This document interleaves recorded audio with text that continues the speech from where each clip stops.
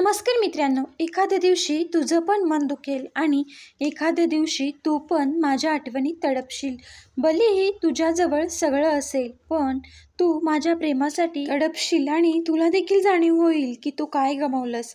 माझं मन मारायला तयार होतं, नाही तर हे मला दाखवतं. समजलं होतं की तुझ्या मनात माझ्यासाठी पहिल्यासारखी जागा नाही राहिली. ते फक्त एवढा फरक आहे तुझ्या आणि माझ्या प्रेमात. मी सगळ्यांना सोडून तुला किंमत दिली आणि तू मला सोडून सगळ्यांना किंमत दिली. सगळे कारण मला चांगलंच माहीत आहे की ही एक मजबुरी तेव्हाच निर्माण होते जेव्हा नात्यातून मन भरतं. दुनियेतील सगळ्यात स्वस्त खेळणं हे पुरुषाचं मन असतं. मला पारखणारे खूप मिळाले, पण समजून घेणारा कोणीच नाही. पण मला समजून घेणारा पाहिजे होता. मित्रांनो, खोटी हमदर्दी कधीच कोणाला दिलेली नाही. जे काही केलं ते आजपर्यंत मनापासून केलं, तरी देखील नजरेत इज्जत आहे आणि बोलण्यामध्ये तमीज. म्हणत नसेल तर ते नातं जास्त दिवस टिकत नाही, ते लवकरच तुटतं.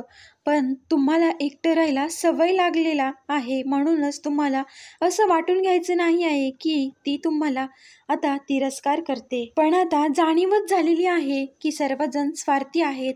कधी तुमच्या प्रेमावर तुम्हाला गर्व करायचा नाही. तुमच्यापेक्षा समोरच्या व्यक्तीला जर चांगले मिळाले तर तुम्हाला इग्नोरच केलं जातं.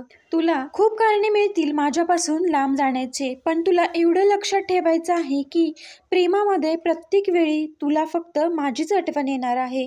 तुझ्या प्रत्येक गोष्टीवरती मी विश्वास ठेवत होते. पण स्त्री एकदा खेळून झालं की ते खेळणं तोडूनच टाकते आणि तो खोटं पण खूप प्रेमाने बोलत होता.